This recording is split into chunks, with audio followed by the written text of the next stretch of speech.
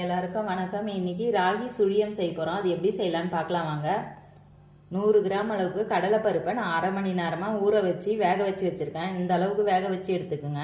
1/4 cup அளவுக்கு அரிசி மாவு, 1 கப் அளவுக்கு ராகி மாவு, அரை கப் அளவுக்கு நாட்டு சக்கரை, 1/4 முடி தேங்காய் துருவி வச்சது, அரை டீஸ்பூன் அளவுக்கு ஏலக்காய் தூள். வேக வச்ச கடலைப்பருப்பை நல்லா மசிச்சு நாட்டு சக்கரை தேங்காய் எல்லாம் சேர்த்து நம்ம கலந்து வச்சுக்கலாம். ஏலக்காய் தூள் சேர்த்துக்கலாம், தேங்காய் துருவல் சேர்த்துக்கலாம்,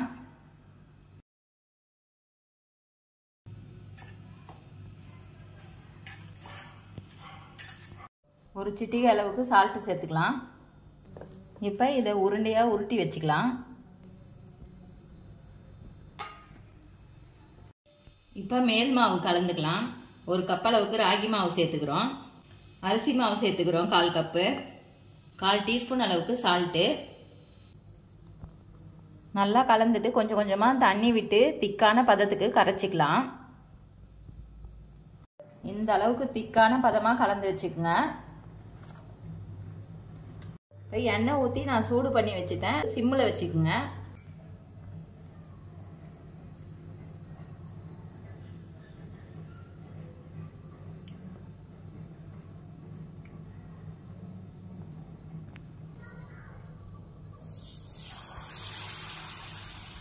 இப்போ இந்த அளவுக்கு வெந்த பிறகு எடுத்துடலாம். சத்தான ராகி சுழியம் இப்போ செஞ்சு முடிச்சாச்சு. இதே மாதிரி நீங்களும் உங்கள் வீட்டில் செஞ்சு பாருங்கள்.